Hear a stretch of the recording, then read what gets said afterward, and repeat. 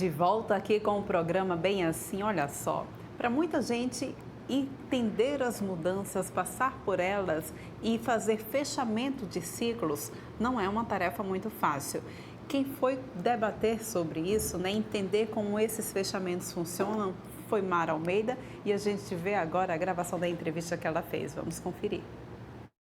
Para se sentir seguro, o ser humano ele precisa de uma certa estabilidade. Contudo, uma das poucas certezas dessa vida é que as coisas elas são transitórias. E apesar disso, para muita gente, lidar com as mudanças ou conseguir encerrar ciclos não é uma tarefa fácil. A gente vai entender mais agora como é que funciona esse fechamento de momentos na nossa vida com a psicóloga e professora de psicologia da Uninasal Maceió, Sabine Reumann. Bom dia, seja muito bem-vinda mais uma vez aqui ao Bem Assim, Sabine. Acertei, né? Sim, falou certinho, certinho. Obrigada pela sua participação. Mara. Bom dia a todo mundo que está nos assistindo hoje. Vamos falar desse tema, né, que a gente já estava conversando, que é tão difícil para tanta gente, né, e é importante a gente discutir um pouco mais sobre isso. Isso. Muita gente tem dificuldade para encerrar ciclos. Muita gente, Mária, como você estava falando, o ser humano ele precisa de uma certa estabilidade, né? Para a gente se sentir seguro, a gente gosta das coisas familiares, né? Das coisas como estão. Porém, a vida ela é dinâmica, né? As coisas são transitórias, ciclos se iniciam, se finalizam, para que novos ciclos possam iniciar, né? Então é importante a gente ter um certo desapego nesse sentido, né? Para conseguir deixar aí uma situação, uma pessoa, né? Que a gente vive, às vezes num relacionamento, às vezes uma situação de trabalho, né? Uma situação aí na carreira que já não faz mais sentido. E aí a gente tem que conseguir colocar esse ponto final para abrir uma nova possibilidade, né? Isso. Quando a gente não faz isso, a vida vai ficando estagnada, né? A gente não consegue fluir naturalmente. Então é um problema, né? Exato. Muita gente fala, né, sobre essa questão de encerrar os ciclos, de deixar ir, né, de liberdade. E a gente pode estar perdendo, assim, espaço para que novas coisas elas aconteçam quando a gente não faz esses fechamentos? Sim, Mária, com certeza.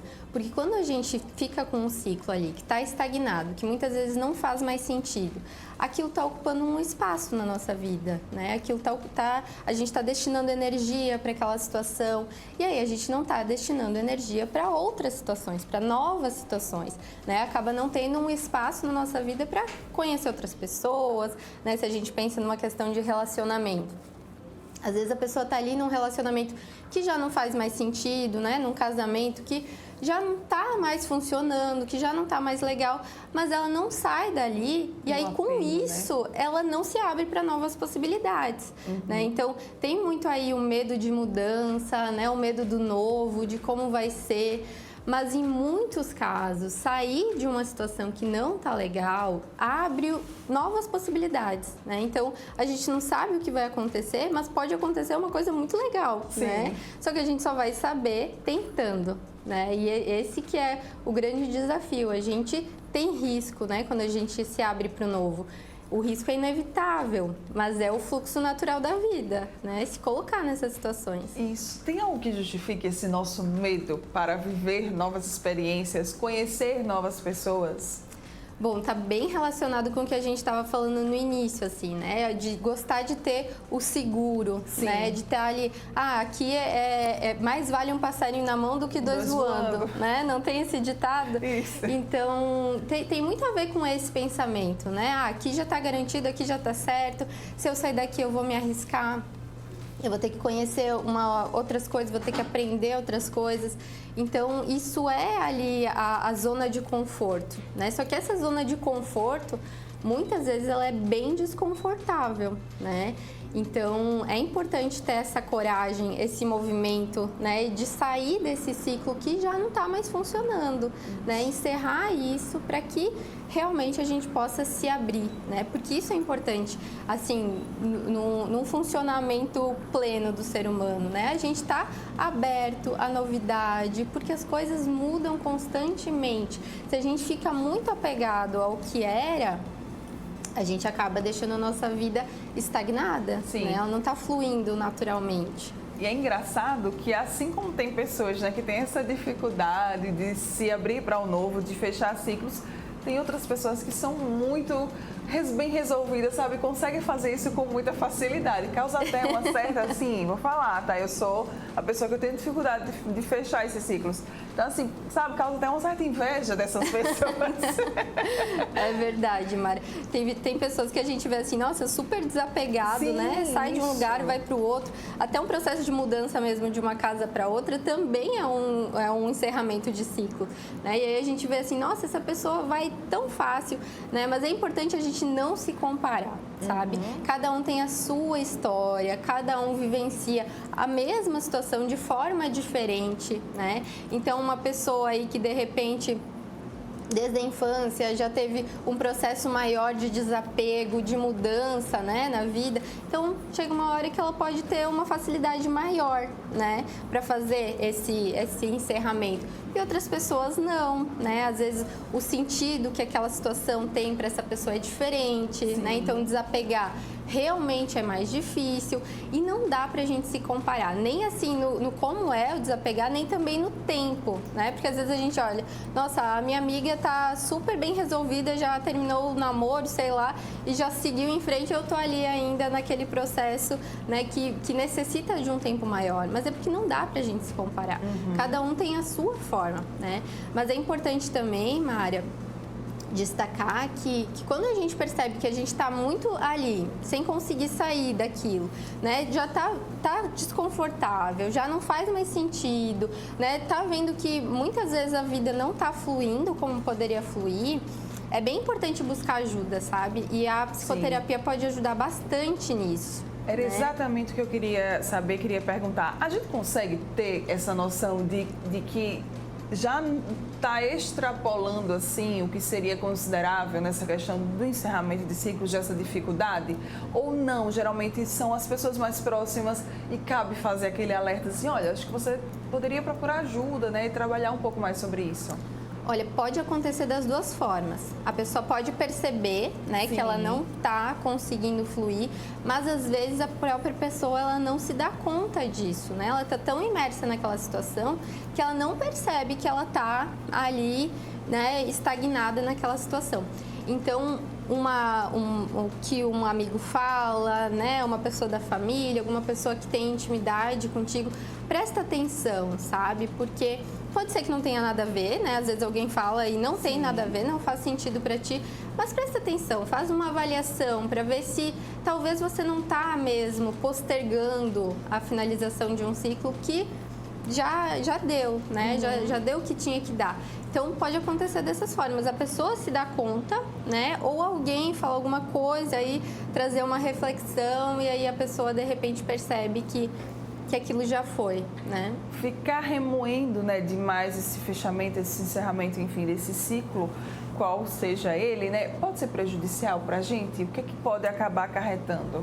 Pode, com certeza pode, porque quando a gente fica ali remoendo, né, sem sair do lugar ali, fica naquele ciclo mesmo, sem conseguir finalizar ele, a gente se fecha para outras possibilidades.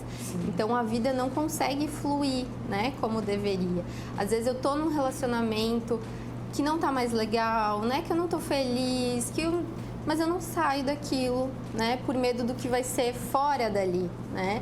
Só que quando eu não saio dali, eu não abro possibilidade para conhecer outra pessoa, para me conhecer, né, para fazer outras coisas, para viver de outra forma, né?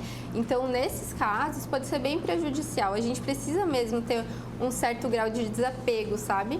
Certo. E a gente vai aprendendo isso, né? Quando a gente se dá conta que, olha, a mudança ela é inevitável. Não tem jeito, né? A gente pode estar ali querendo que seja da mesma forma como foi, né? Mas não vai ser. Não vai ser. A gente muda todos os dias. O nosso casamento, o nosso relacionamento, né? O nosso trabalho também muda. E às vezes uma coisa que há um tempo atrás fez muito sentido, né? E trouxe muita felicidade, daqui a pouco já não faz mais, né? E aí precisa esse desapego mesmo para falar, olha, foi bom, né, enquanto durou, mas tem outras coisas aí para viver, né? E aí a gente se arriscar, né? Se jogar na vida. Como diria o filósofo Bel Marques, né? Valeu, foi bom, adeus. A gente pode comparar, não sei se seria possível, dizer que o fechamento, né, do ciclo, esse encerramento, ele pode se equivaler ao luto, por exemplo, a um processo de luto? Sim, Mari, a gente pode fazer essa relação, né?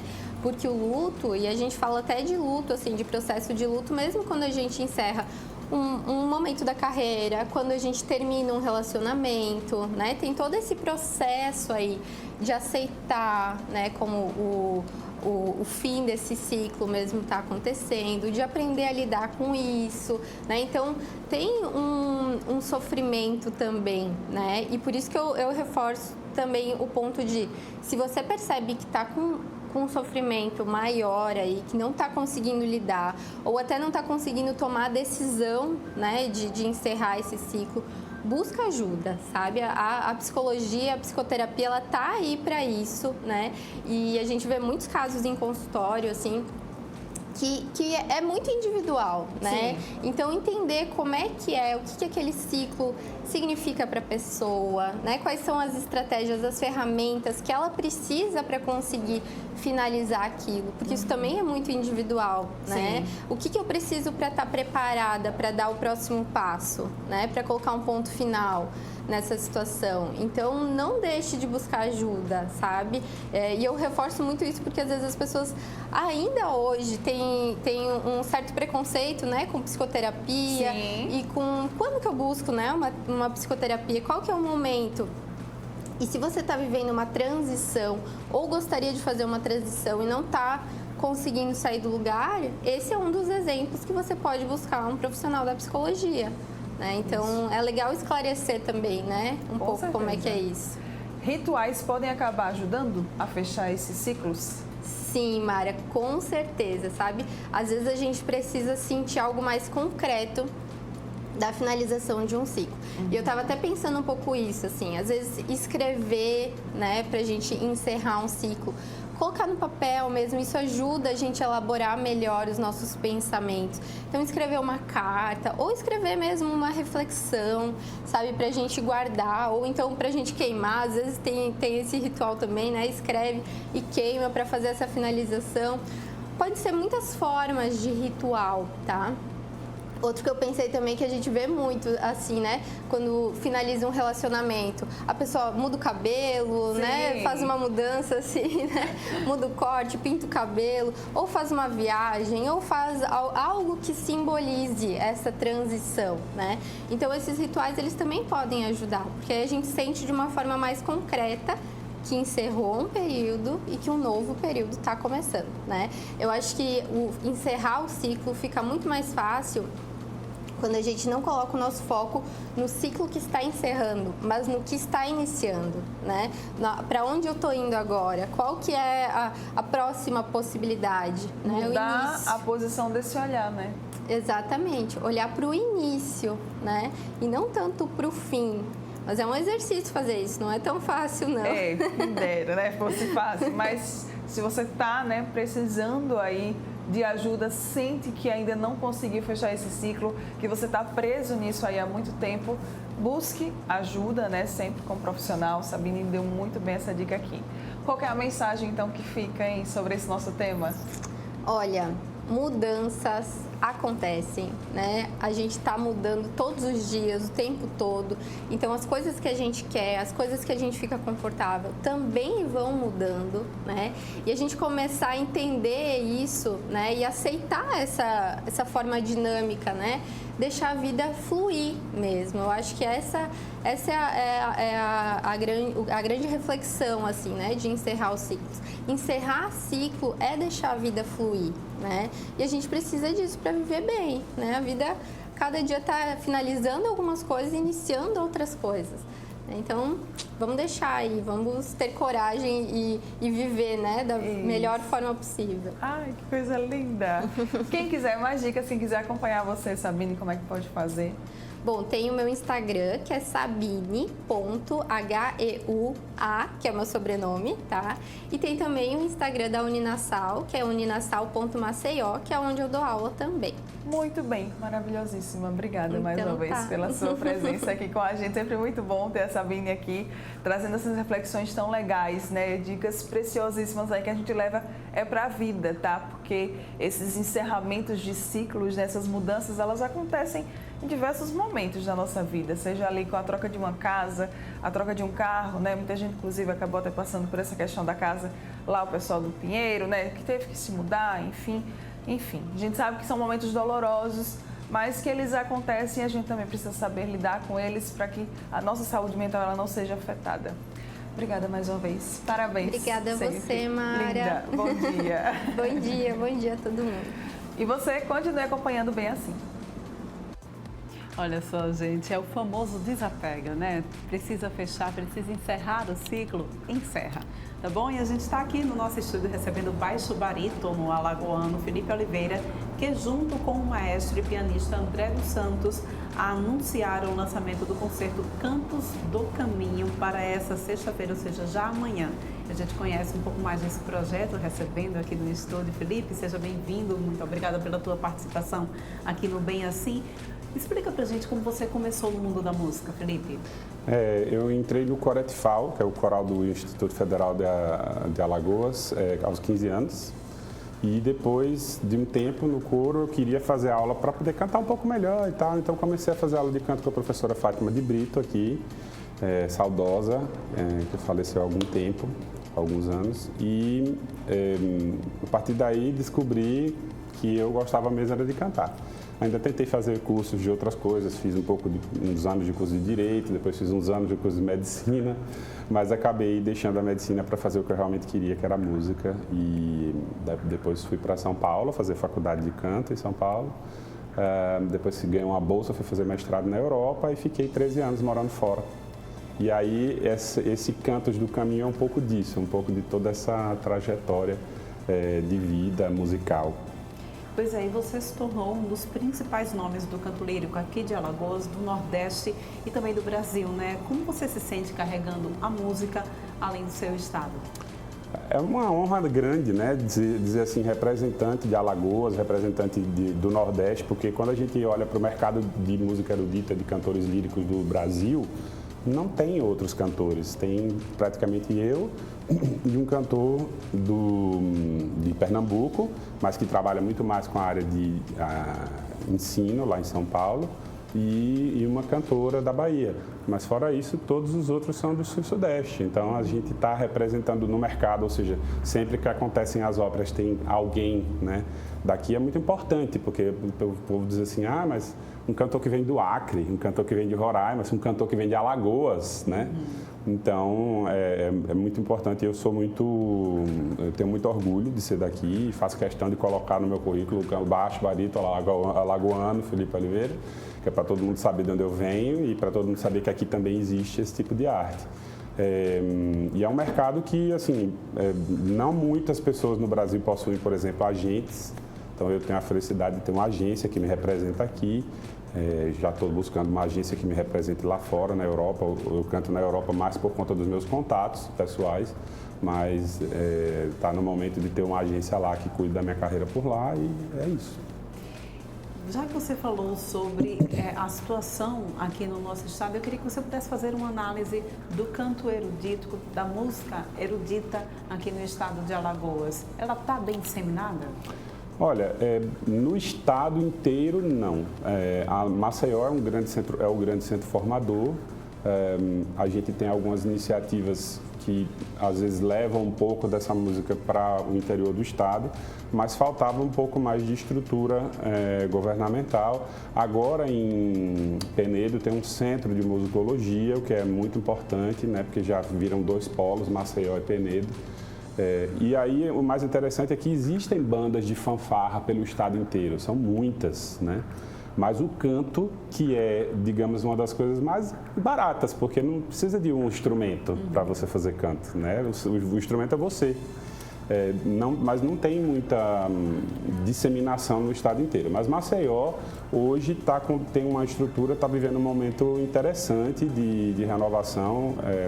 O espaço cultural universitário da UFAL está sendo reformado, em breve vai estar funcionando. O Auditório Guedes de Miranda, que foi o grande palco onde eu cantei diversas vezes enquanto eu estava estudando aqui.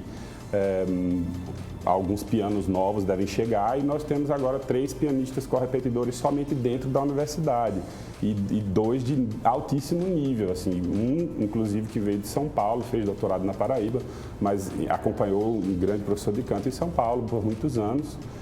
Então ele tem muita experiência no repertório vocal, né? Porque os pianistas também podem ter mais experiência só no repertório deles, de piano, ou de acompanhar outros instrumentos. Para acompanhar a voz, é uma preparação um pouco mais específica. Então... E vocês estão lançando, então, amanhã esse concerto 100% online. Isso. Não é uma coisa fácil, né? E é uma coisa nova também, né? Vocês são pioneiros nisso, em fazer um concerto 100% online. Como é que tem sido essa experiência para vocês, não só para vocês, mas para toda a equipe que está envolvida também nesse projeto? Foi interessante, porque foi um projeto concebido especificamente para ser feito no YouTube. Nunca foi concebido para ser com o público e aí, de repente, a gente adaptou para ser feito no YouTube. Então, assim, a construção do cenário tinha que ter uma perspectiva de caber bem no vídeo, a escolha da sala tinha que ser uma sala que se adaptasse bem à condição de gravar com qualidade o áudio. A edição de vídeo precisava ser feita de um modo mais parecido com essa linguagem da música erudita. Eu brinquei com o rapaz da edição de vídeo, ele editou como se fosse mais ou menos um clipe para uma banda. Uma hora está no pianista, uma hora está no cantor, uma hora está na pianista, uma hora está no cantor. Eu falei, não é assim, porque as frases precisam estar conectadas com o que eu estou dizendo, porque eu tenho a palavra, né? E o pianista tem o som e em alguns momentos tem que ir para ele, porque é a parte que ele aparece mais. Mas se eu estiver dizendo um texto, ela não pode sair de mim e ao mesmo tempo não pode mudar o ângulo na hora que eu estou falando alguma coisa. Então tem os momentos de mudar. Então tudo isso foi um aprendizado para eles e para nós também, para saber o que pedir, né? E como pedir. A gente muitas vezes diz assim, a gente às vezes tem um produto ruim porque a gente não pediu o produto certo, né? Então, foi mais ou menos isso. Foi um aprendizado muito legal e agora já temos pessoas aqui que têm esse know-how e daqui para frente a gente pode pensar em construir outros projetos mais audaciosos. E Felipe, você está nesse espetáculo com uma parceria com o pianista André Santos, que veio de lá de Sergipe.